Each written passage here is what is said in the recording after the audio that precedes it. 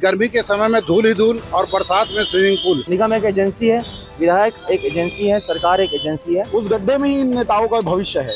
कांग्रेस की राजनीति रायपुर के एक नेता तक जाके सिमट गई है और भाजपा की राजनीति क्रूज के एक नेता तक जाके सिमट गई है। वक्त बदला, साल के कैलेंडर भी बदले, लेकिन नहीं बदली तो धमतरी की तस्वीर। हम आज उस चौराहे पर खड़े हैं जो बीते 20 सालों से धमतरी की बेबसी पर आंसू बहाते गवाह बना हुआ है। जी हाँ, कभी कांकेर और बालोद शहर धमतरी से रश्क करते थे विकास के मामले में, लेकिन आज ये शहर बहुत आगे बढ़ गए हैं तरक्की रफ्तार में और धमतरी की हालत जस की तस है। हमारे बीच में पत्रकार भी हैं और धमतरी के आम नागरिक भी हैं। हम उनसे बात करेंगे कि आखिर धमतरी की इस दुर्दशा के लिए जिम्मेदार कौन है और यहाँ किन किन बुनियादी सहूलियतों की ज़रूरत है। हमारी पत्रिका के ब्यूरो चीफ रज्जाक रिजवी जी, हम सबसे पहले उनसे पूछना चाहेंगे कि धमतरी को क्या चाहिए, क्या विकास की दरकार है। धमतरी के विकास की जहाँ तक अपन बात करते हैं तो विकास को लेकर के हर व्यक्ति का नज़रिया अलग अलग होता है।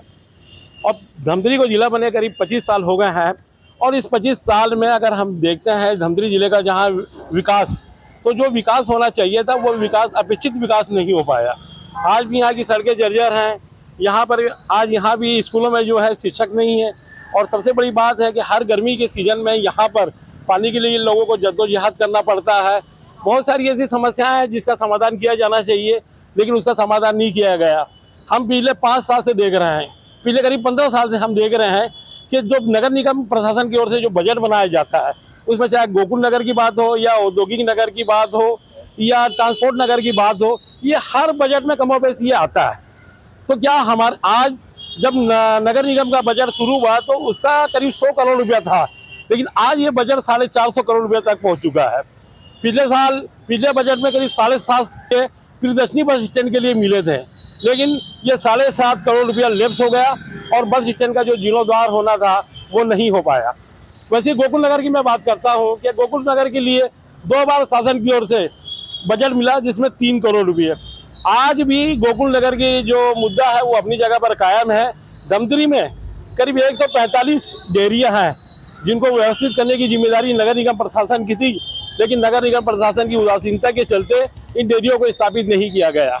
आप सड़कें देख लीजिए, अर्जुनी चौक से लेकर के जोधापुर चौक तक करीब 2,500 गड्ढे होंगे और जबकि निगम प्रशासन को PWD विभाग को इसके लिए 17 करोड़ रुपये मिल चुके हैं और पिछले 4 महीने से सड़कों की जीर्णोद्धार का काम नहीं हो रहा। जैसे कि बताया कि जो रज्जाक भाई ने कहा कि धमतरी की तस्वीर ऐसी है कि गर्मी के समय में धूल ही धूल और बरसात में स्विमिंग पूल। हमारे बीच में आम नागरिक भी हैं, हम उनसे पूछना चाहेंगे धमतरी की इस बदहाली के लिए, दुर्दशा के लिए वो किसे जिम्मेदार मानते हैं और धमतरी के को विकास की क्या क्या ज़रूरतें हैं। आज धमतरी के विकास पे अपन चर्चा कर रहे हैं तो सबसे पहली बात तो मैं बताना चाहूँ, पूरे विश्व में ऐसा होता है कि कोई भी शहर समय के साथ साथ प्रगति करता है, लेकिन हमारे धमतरी के साथ उल्टा हो रहा है।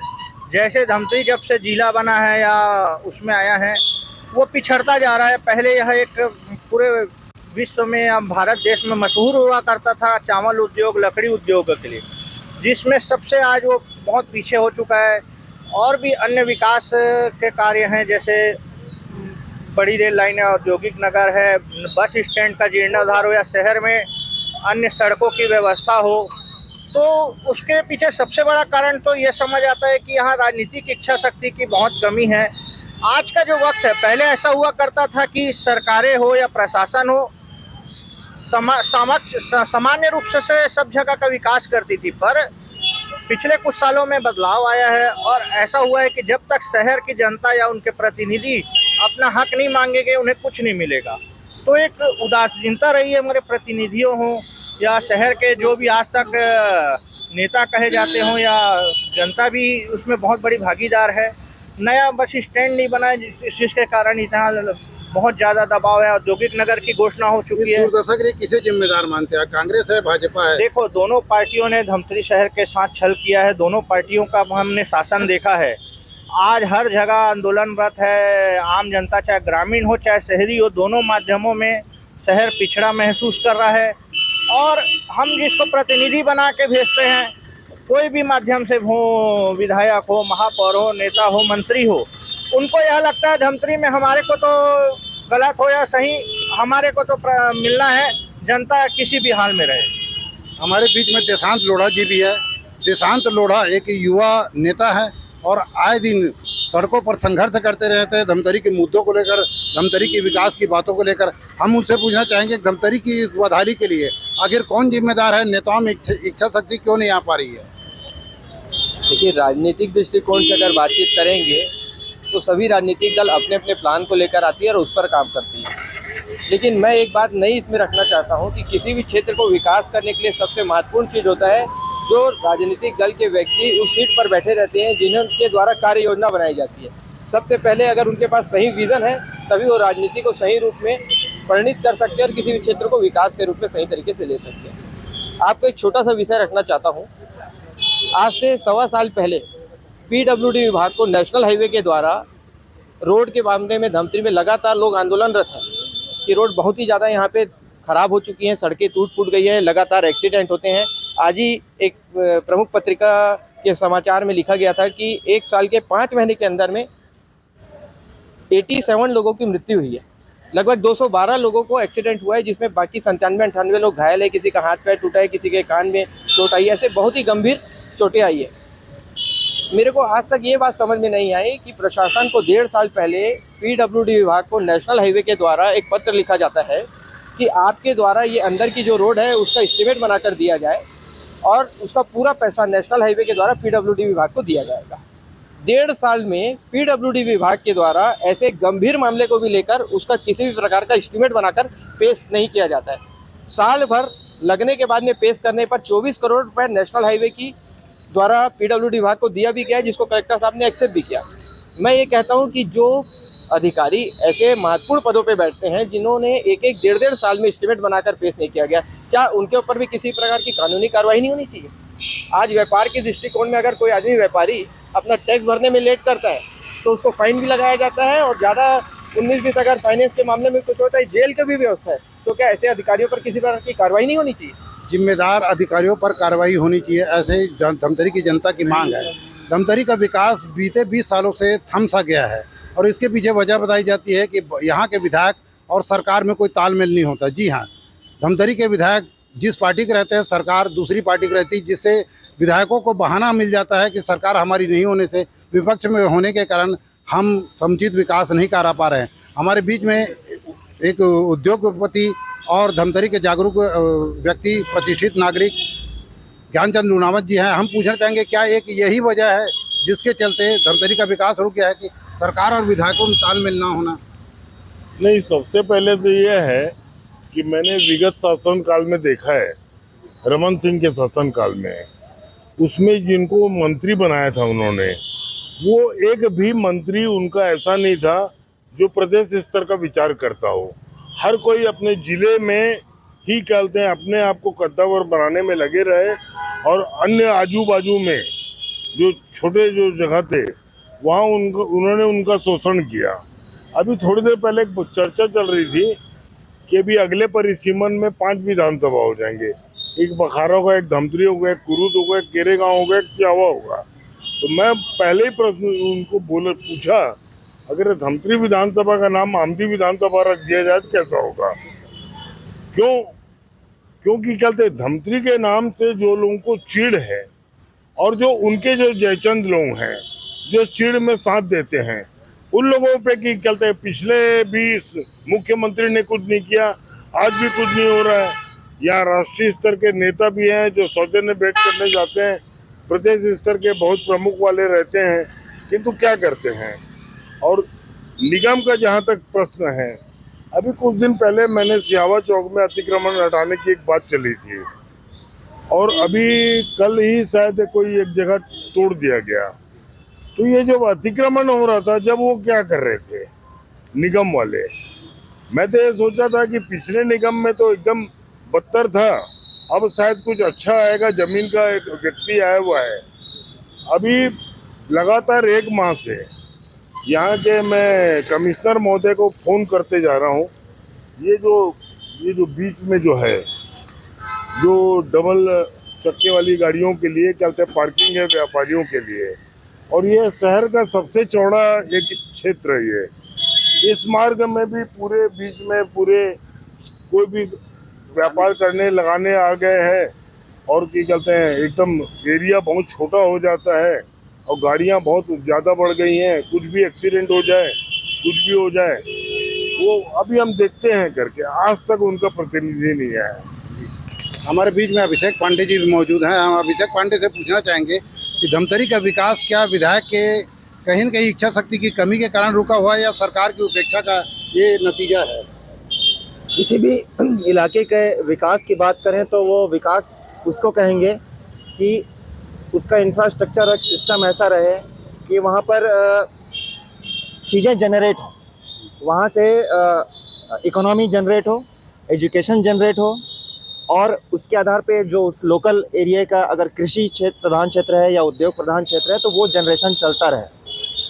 धमतरी में मैं हैरान होता हूँ कि 100 साल पहले अंग्रेज़ों ने जो सेटअप दिया था कि रेल लाइन बिछी थी और बांध उन्होंने बना दिया था, उसी दौर में यहाँ स्कूल बना दिए गए अंग्रेज़ों के द्वारा। तो वहाँ से एक समझ में आता है कि उनके पास एक विज़न था, एक प्लानिंग थी, एक पूरा रोड मैप था।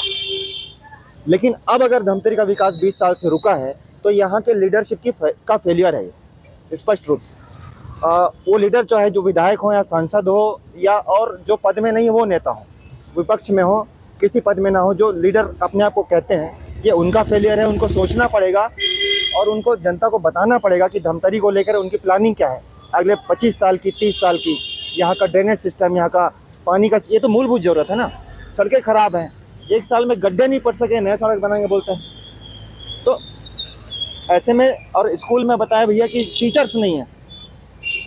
देशान भाई बता रहे हैं कि ये पैसा आया वहाँ चले गया, वो पैसा वहाँ चले गया, भ्रष्टाचार अलग से हो रहा है। तो ये सारी चीज़ें बेसिक समस्या है, ज़मीन की समस्या। विकास तो उसको कहेंगे जब अब आप ऊपर उठने लग जाओ।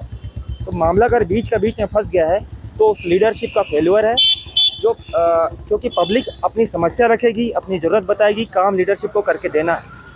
और लीडरशिप करवाएगा यहाँ के एजेंसी से। निगम एक एजेंसी है, विधायक एक एजेंसी है, सरकार एक एजेंसी है। उससे वो लीडरशिप कैसे काम लेता है, कैसे काम करवाता है, उसके जिम्मेदार रहती है। तो अगर वो चीज़ नहीं हो पा रही है तो ये स्पष्ट है कि लीडरशिप जो है वो फेल्यूर है पूरी तरह से। जैसे कि बताया गया है कि धमतरी में सड़क में गड्ढा नहीं है बल्कि गड्ढे में सड़क पाया जाता है। और इसी तस्वीर से नाराज होकर, गुस्सा कर धमतरी के युवाओं ने सड़क में पौधारोपण किया था। वो हमारे बीच में मौजूद है कोमल समाकर, जो श्री राम हिंदू संगठन के युवा हैं और अभी बीते दिनों उन्होंने सड़क में पौधारोपण करके अपने आक्रोश को जताया था। हम उनसे बात करेंगे कि आखिर ये नौबत क्यों आई। जैसा कि हम देख रहे हैं हमारे शहर के साथ साथ हमारे पूरे ज़िले भर में बहुत सारी समस्याएं हैं। हमारे आदरणीयों ने बहुत सारी समस्याओं से आपको अवगत कराया, लेकिन जैसे मूलभूत सुविधा जिसके लिए मैं हमेशा आवाज़ उठाते रहता हूँ, हमारा टीम हमेशा आवाज़ उठाते रहता है। जैसा कि हम घर से सबसे पहले जब निकलते हैं तो घर से बाहर जाने के लिए हमको सड़क की ज़रूरत पड़ती है। सड़क पार करके हम अपने अच्छे इलाज के लिए जाते हैं तो ना यहाँ मेडिकल सुविधा है, ना यहाँ उच्च शिक्षा के लिए कुछ है, और न ही हम कहीं जब यहाँ जाते हैं तो रोड में गड्ढे हैं और उस गड्ढे में ही इन नेताओं का भविष्य है। क्योंकि हमारे यहाँ जितने भी नेता हैं, चाहे वो किसी भी दल के हों, इन दोनों के पास ना ही मिशन है ना विजन है, काम करने का तरीका ही नहीं है। बस एक दूसरे के ऊपर आरोप लगाते रहते हैं। और कई यहाँ पे ऐसे बड़े नेता भी है जो राज्य स्तर के मंत्रियों के साथ या मुख्यमंत्री के साथ अच्छा संबंध होने का गाना भी गाते रहते हैं, लेकिन वो धमतरी के हो के भी धमतरी नहीं आते। और वो चाहे तो बहुत अच्छा विकास कर सकते हैं। धमतरी की आप स्थिति इसी से पता लगा सकते हैं कि धमतरी का समय के साथ साथ धमतरी नगर निगम का घड़ी भी खराब है और ये कम से कम 6 महीने से ऐसे ही चल रहा है। तो इससे धमतरी विधानसभा का अंदाज़ा लगाया जा सकता है कि धमतरी में विकास बहुत ही जीरो है। और मैं ऐसे नेताओं को कहना चाहता हूं कि आपसे अगर आपका कर्तव्य नहीं निभाया जाता, विधायकी नहीं होता, महापौरगिरी नहीं होता, किसी भी पार्टी के जिम्मेदार जिला अध्यक्ष का पद नहीं संभाला जाता, तो आप कृपया करके जागरूक युवा मंच या हमारे आदरणीय जो जागरूक बहन हैं उनसे आके आप मिलिए। उनके पास बहुत ही अच्छा एक तरीका है, एक प्लानिंग है कि धमतरी शहर का विकास कैसे करें। आम लोगों का मानना है कि धमतरी के पिछड़ेपन के लिए, धमतरी में विकास नहीं होने के लिए दोनों ही पार्टियां कसूरवार है। आखिर इसका जिम्मा कौन लेगा, इस पर हम बात करेंगे। नवभारत के ब्यूरो चीफ हैं हमारे बीच में दीप शर्मा, हम उनके विचार जानना चाहेंगे कि आखिर इस दुर्दशा के लिए आप किसे जिम्मेदार मानते हैं। मैं सबसे पहले ये कहना चाहूँगा कि एक समय था, अविभाजित समय, धमतरी की राजनीतिक चेतना की गूंज भोपाल, उस समय के मध्य प्रदेश की राजधानी भोपाल तक हुआ करती थी। यहाँ के जागरूक नेताओं की चर्चा भोपाल में होती थी। लेकिन आज दुर्भाग्य से मैं ये कहना चाहूँगा कि कांग्रेस की राजनीति रायपुर के एक नेता तक जाके सिमट गई है और भाजपा की राजनीति क्रूज के एक नेता तक जाके सिमट गई है। तो इनके पास कोई विजन है, जैसे कोमल जी ने कहा, न कोई योजना है न कोई विजन है।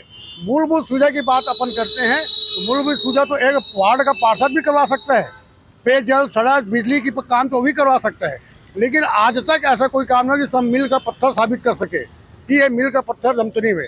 हम धमतरी के अंदर जैसे ही घुसते हैं हमको ऐसा लगता है कि धमतरी जिला मुख्यालय नहीं है, कोई कस्बा के अंदर प्रवेश कर रहे हैं। ये स्थितियाँ हैं हमारे यहाँ। अगर मील के पत्थर की बात करें तो हमारी तो मूलभूत सुविधा तक हमको नहीं मिल पा रही है, तो मील के पत्थर की क्या बात करें। पिछले चुनाव के समय रमन सिंह जी तो कैन मुख्यमंत्री जी यहाँ पे सभा लेते हैं गवर्नमेंट बाई स्कूल में, वो कहते हैं मेरे को जिले की तीनों सीट दो, विकास मैं करूँगा। मतलब ये ब्लैक मेलिंग की राजनीति आ गई है। आप ब्लैक मेलिंग करेंगे, हम तुमको तीनों सीट देंगे, हमको तो विकास मिलेगा। ये क्या राजनीति, हम कहाँ तक पहुँचे हैं, कहाँ चले और कहाँ तक आ गए हैं। ये जिला मुख्यालय के लिए दुर्भाग्यजनक बात है। अगर आज भी यहाँ के लोग नहीं जागेंगे, मैं अक्सर इस बात को कहता हूँ, रज्जाक भाई चर्चा करता हूँ, जिस शहर का जिस क्षेत्र का अगर जनता जागरूक है और जनप्रतिनिधि सक्रिय है, उस क्षेत्र का विकास कोई नहीं रोक सकता। लेकिन दुर्भाग्य से कि हमारे यहाँ दोनों नहीं है, न लोग जागरूक हैं न यहाँ के जनप्रतिनिधि सक्रिय है। तो ये थे आम लोगों की भावना और पत्रकारों के विचार। आने वाले चुनाव में फिर सपनों के सौदागर वादों की फेहरिस्त और घोषणाओं की झड़ी लगाकर जनता के बीच जाएंगे। उन्हें फिर एक सब्ज बाग दिखाया जाएगा। अब जनता इन वादों पर इतने छले जाने के बाद कितना भरोसा करती है, यह देखने वाली बात होगी। इसका खुलासा आने वाले चुनाव परिणाम में ही पता लगेगा। मुझे दीजिए इजाज़त। देवेंद्र मिश्रा, छत्तीसगढ़ तक, धमतरी।